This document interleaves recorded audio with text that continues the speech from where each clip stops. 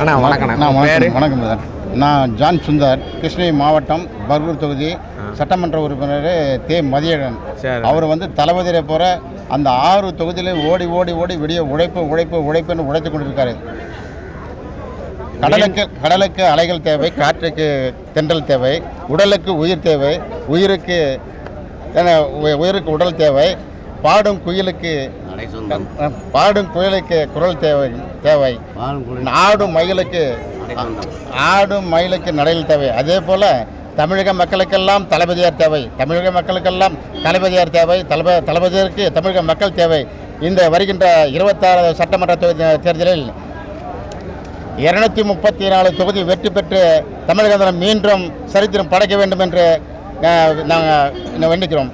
ஆனாலும் எதிரியே இல்லாத வாழ்க்கையை வாழ்ந்து கொண்டிருக்கிறார். எதிர்கட்சியில் உள்ள அத்தனை பேரும் கூண்டோடு திராவிட முன்னேற்ற கழகத்துக்கு தளபதி தலைமையில் ஏற்று வருகிறார் என்றால் அதுதான் திராவிட மாற்றல் ஆட்சி.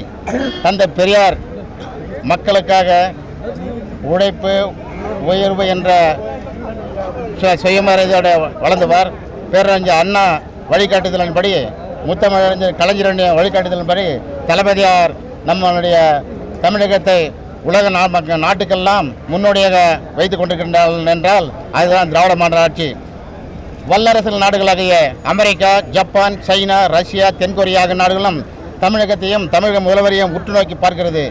ஆயுள் வளமிக்க நாடுகளாகிய Dubai, Abu Dhabi, Muscat, Oman, Bahrain, Qatar, Iran, Iraq, Sudan, Lebanon ஆகிய மன்னர்களும் தமிழக முதல்வர் தளபதி ஆட்சியை கண்டு மகளிருக்கும் மக்களுக்கும் நாம் நல்ல உதவிகளை, நல்ல திட்டங்களை செய்ய வேண்டும் என்று தமிழக முதல்வரை பின்பற்றுகிறார் என்றால் அதுதான் திராவிட மாடல் ஆட்சி, அதுதான் தமிழக முதல்வர் தளபதி ஆட்சி. என்ன பேசுங்களா? நன்றி, வணக்கம்.